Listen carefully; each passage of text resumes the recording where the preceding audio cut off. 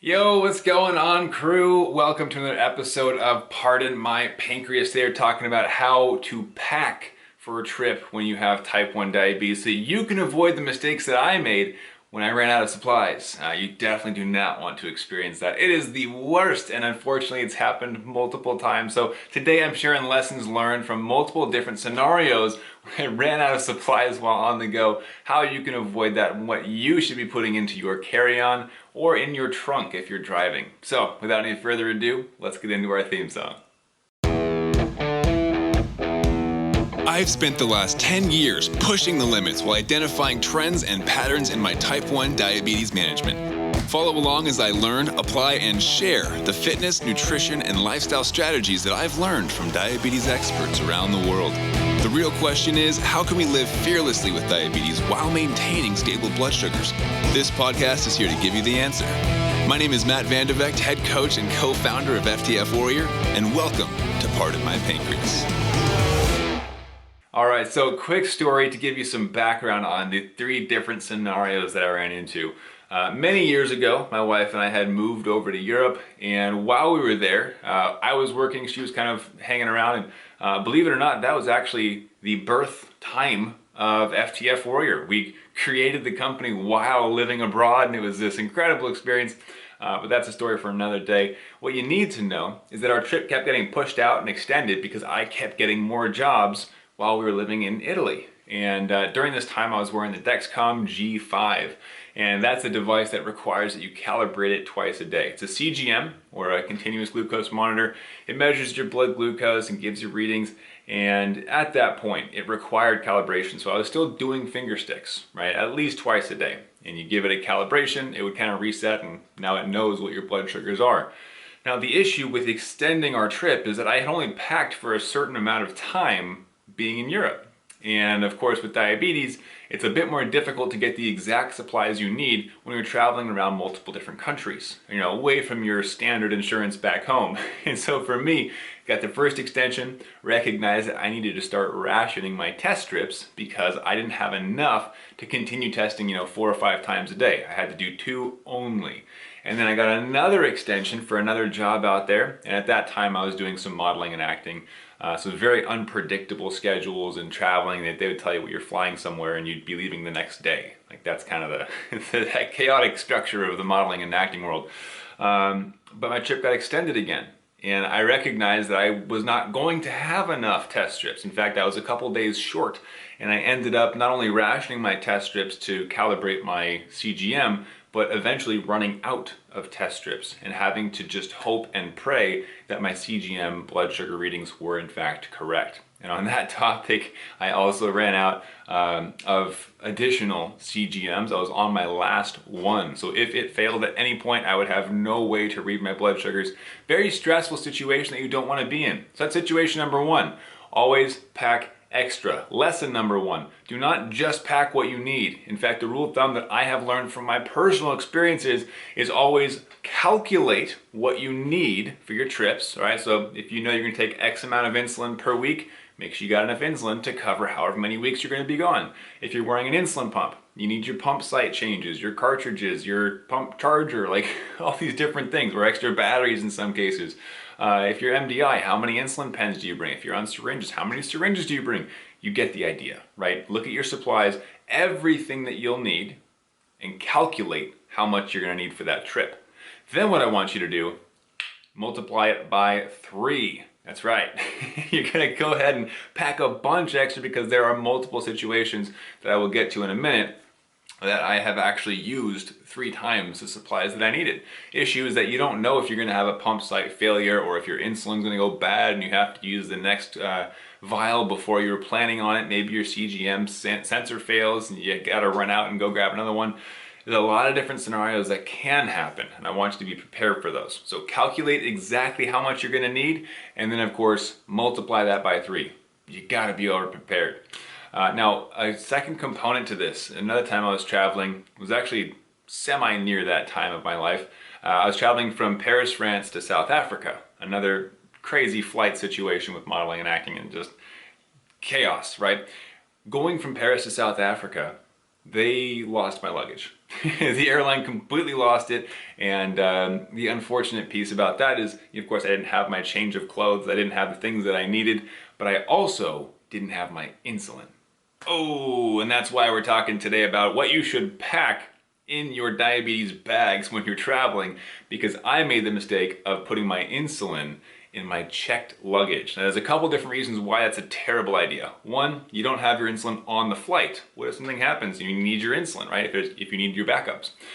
Two, they can lose your luggage and then you lose your insulin. And that's what I had. For 10 days, I didn't have my extra insulin. Had to actually go to a pharmacy in South Africa and get something that was close enough to the insulin that I was taking.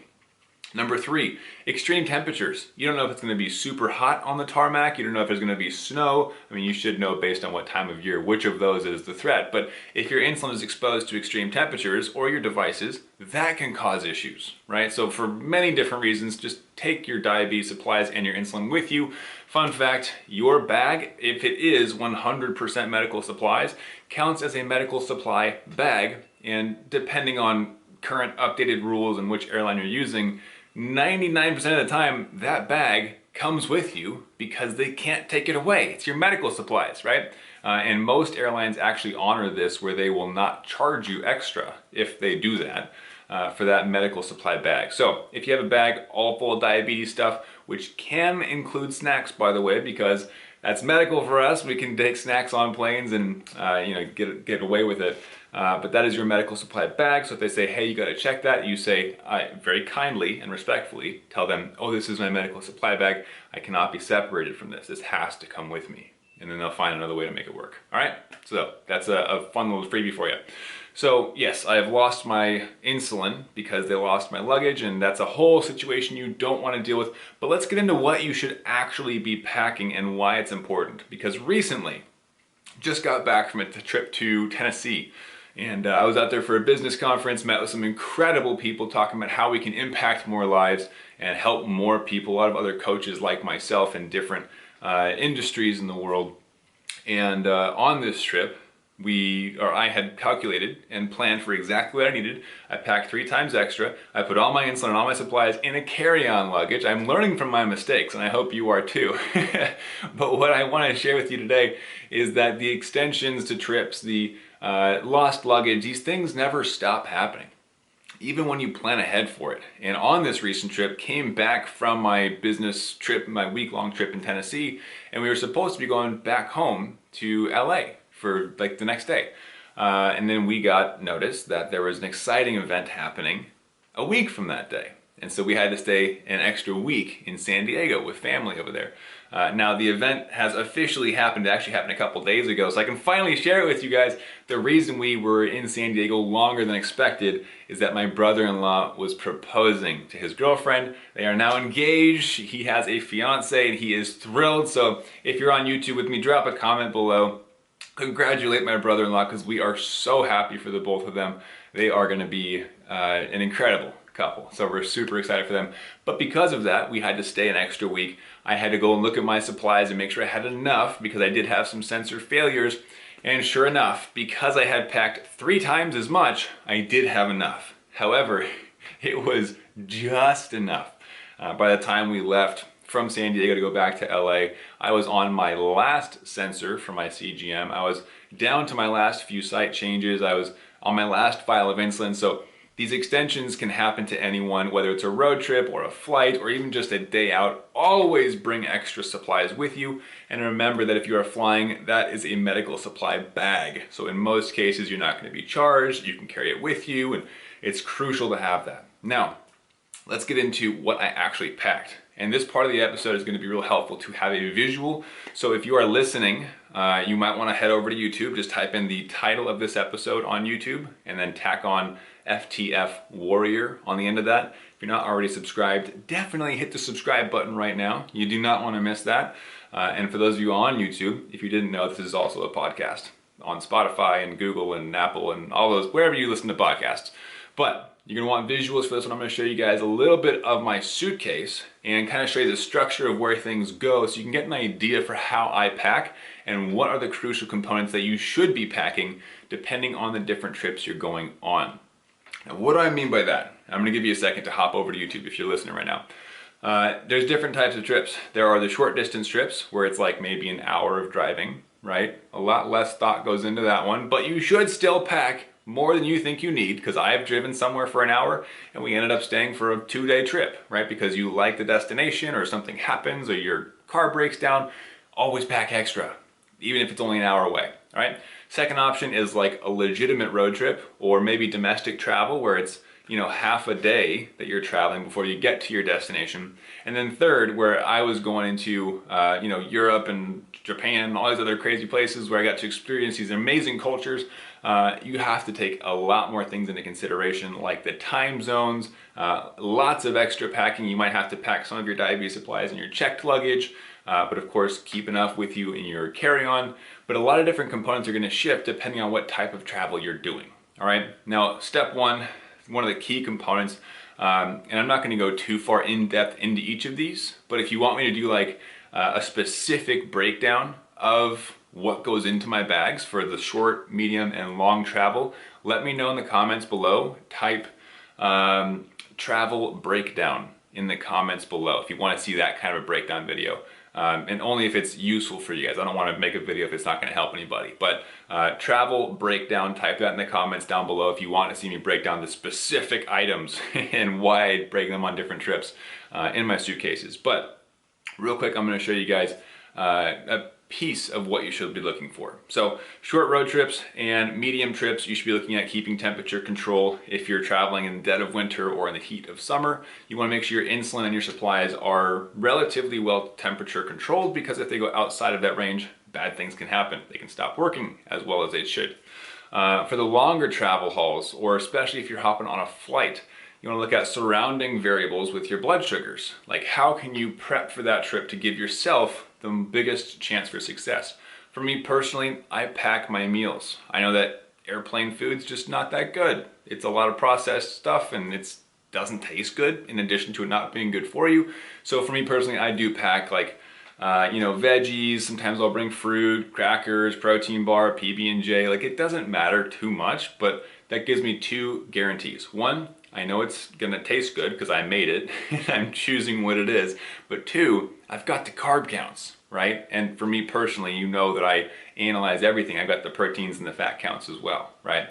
Gives me the best chance for controlled blood sugars while flying, because if you go low while flying, it can be a bit scary, right? Because you're not on the ground, you're up in the air, it's a bit more stressful. But if you go high, you can't go for a walk or take a hot shower or do most of the strategies that are really helpful. All you can do is sit there, which encourages what? High blood sugars to stay high, even if you're throwing insulin at it, and then you're welcoming the blood sugar roller coaster at that point. So with these different types of trips, one of the things that they all do have in common is what should go in your emergency bag. Okay, so I have a go bag, like a diabetes go bag, that's got the emergency supplies in it. So I have a giant gallon-sized Ziploc that has extra sites. It has glucose gels. It has a Sharps container. It has glucagon, right? Glucagon is for the emergency low blood sugar situations. If you don't know what that is, there's injectable, there's inhalable, there's a couple different options these days. But think through what you need in your go bag. And again, type travel breakdown below if you want like a legit breakdown of the exact items in there. I'll film those specific items for you. But when traveling, you gotta know what you're up against, right? And as you're going through TSA, they might question, you know, what is this? Why do you have needles? Most times nowadays, they're a lot less suspicious. They know what diabetes is. They know the supplies that are there. Heck, they even knew what my CGM was this last time. They were like, oh, that's a Dexcom. And I was like, how the heck? Yes, it is. That's so amazing that you know that. You're not questioning me. At TSA, I actually opt out for the pat down. I don't want to deal with my supplies getting messed up in the x-ray machine, because some supplies, and you'll have to check with the websites on which ones you use, but some supplies can possibly be messed up by the x-rays or by the body scanners. So I just opt out of the whole thing. I say, hey, just pat me down real quick. It takes an extra 5 minutes. That's it. All right, it's not that big of a deal. And that's been extremely helpful, just getting through. And they're 90% of the time, they're super friendly and helpful with that. Now, as far as my bag itself, I was going to Tennessee for a week. It's a pretty short trip, so I took a carry-on and a backpack. The carry-on, half of it was work stuff, because I'm going there for work, right? So my laptop, my notepad, my pens and pencils and all that great stuff. The other half, though, I had clothing in the bottom half, and the top half was diabetes supplies. I'm gonna pull up a visual for you guys, so give me 1 second. All right, this is kind of hard to show on camera because it's a little bit large, but this is my carry-on, all right? And this side, my laptop would go in, and on this side, let's flip it upside down, sideways. We'll split it half right here, right? So this half was clothing, this half was like my pump supplies, my Dexcom supplies, and some low snacks, all right? So that means that a quarter of my suitcase was medical supplies. Technically, that doesn't qualify for the medical supply bag. Now, to keep things organized, I got one of these fancy section dividers, so it zips up. This is where my clothes go, keeps it, and I can also compress it. That's where my clothes go. I can compress it, so it enables me to stuff things in there and make more space for my diabetes supplies, which, as it so happens, I have right here. This is one of the supply cases that I use. This is actually the supply case that I was given, though I don't think it was given, I probably purchased it, on the day that I was diagnosed, which at this point was like 12 and a half years ago. And it still works, so I mean, kudos to them, top-notch quality. But if I open it up, we've got, make sure there's no like medical record numbers or anything in here. We're good, mostly. Yes, we're good. So as you can see, it's a little messy, right? We got some pump supplies that I need to take out that I used in Tennessee, but I've got insulin pens as backups, just in case my pump fails, right? I've got some alcohol swabs, I've got insulin vial right there. I've got this fancy thing, just pull this out. This tells me what temperature my insulin is. And all these fancy gadgets I can do, like I said, again, if that breakdown is helpful for you guys, I'll break down what each of these things are and like let you know where you can find them and whatnot.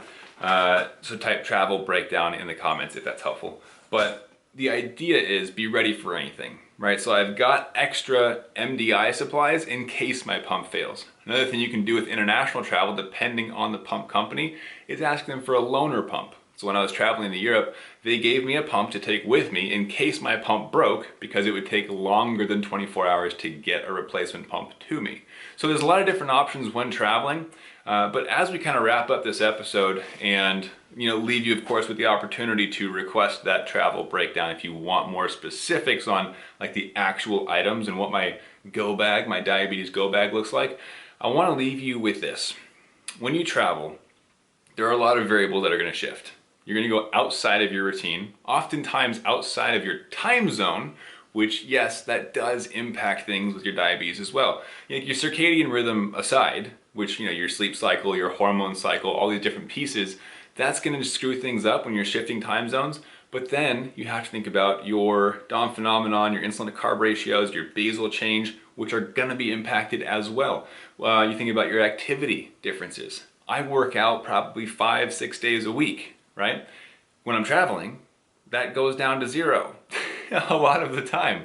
So I have to take that into consideration. Okay, I'm less insulin sensitive. Do I want to stack a workout the day before I leave so that I'm insulin sensitive for the first half? And you look at this whole thing as one giant equation, right? Certain things are going to help with insulin sensitivity. Certain things are going to make you more insulin resistant. Certain things aren't that big of a deal, right? But the more variables that you can control, or at the very least understand, the better chance you have at actually enjoying your trip, which half the time when you're traveling, you're going for vacation, right? So the entire goal is to enjoy the trip, but it's really difficult to enjoy the trip if you can't control your blood sugars. If they're up and down all day, all night, it gets frustrating, it drains you, and it almost feels like, what's the purpose of even traveling and going on vacation if my blood sugars are just gonna misbehave and make it more stressful than it would be just to sit at home and read a book, right?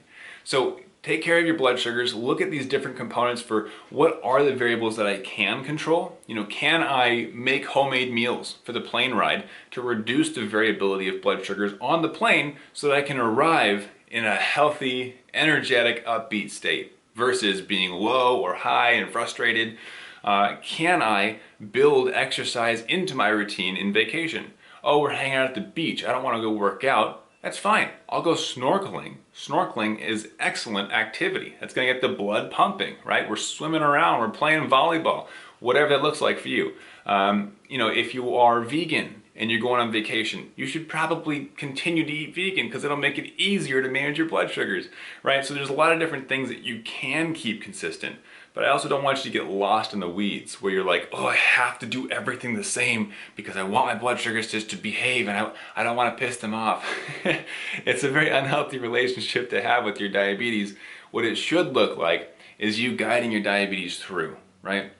You showing your diabetes who's boss, yes, but giving yourself some leeway, giving yourself some grace because you're on vacation. Or in my case, I was on a business trip. I wanted to stay focused, and so I did do what I could to keep my blood sugars in check, in range. And actually on that topic, I will be doing a deeper dive into that trip specifically because my blood sugars on one of the nights did not behave at all. If you watched the recap last week, it was a frustrating blood sugar. I hit 280. I have not seen those numbers in years, and it caught me by surprise and it kicked me on my butt. And so I had to figure that out. I'm actually gonna be doing a deep dive for people in my email list, in our newsletter email list, as just a thank you. And so if you're not already on that, I haven't made the video yet, but I am making it very soon, probably this week. I'm gonna be doing a deep dive explaining why the decisions that I made were in place, how I decided to attack that 280 blood sugar since it was late at night and I was going to bed. I didn't want to risk going low in my sleep, right? A lot of those different components I'm going to be covering in that video. And, I periodically just give gifts out to my newsletter email list. Like, I think a week or two ago, we gave out a 21-page ebook on healthy living with diabetes, what you can do to control blood sugars during exercise, different meal types, how to lose weight. Like, this kind of stuff we just give out in our email list, and if you're not part of that, I want to invite you to do that right now. Okay, so if you have not joined our email list, or if you have and you're just making sure that you did join it, what you can do right now is go to ftfwarrior.com. That's it. That's our homepage, all right? Feel free to poke around, but first, your priority, go to ftfwarrior.com, scroll all the way down to the bottom, and sign up for the newsletter with your best email. So you put your email in, you hit confirm, and you're good to go. Check your email inbox, add us to your primary, make sure you don't miss the emails because right off the bat, I will actually be sending you a gift just for signing up. Like I said, I just kind of do that sometimes. And so everyone who signs up this week for our newsletter, I will be giving you a gift in that first email. So do keep an eye out for that. Go check it out, ftfwarrior.com. And I'll see it in your inbox. It's gonna be a blast. I can't wait for you to experience that gift. I've already got it in mind. I know what I'm sending to you. And if you, like I said, if you're already on our email list, but you just wanna make sure, or you just wanna get that gift, do the same thing, ftfwarrior.com, scroll all the way down to the bottom and enter your best email to get on our newsletter. Hit confirm and we'll see you on the inbox. All right, hopefully this was helpful for you. What I pack with diabetes, ultimately pack 3 times more than what you need. Look at what variables you can keep consistent. And of course, watch out for those time zones because they'll get you. If you're traveling east, remember you're losing hours. If you're traveling west, remember you are gaining hours. Hopefully you found this one helpful. Remember to jump over to ftfwarrior.com right now. Sign up for the newsletter. I got a gift for you. I've already got it in mind. I know what I'm sending you and I can't wait for you to get it in your hands, or in your inbox rather. And we'll see you in the next episode. Keep up the fight.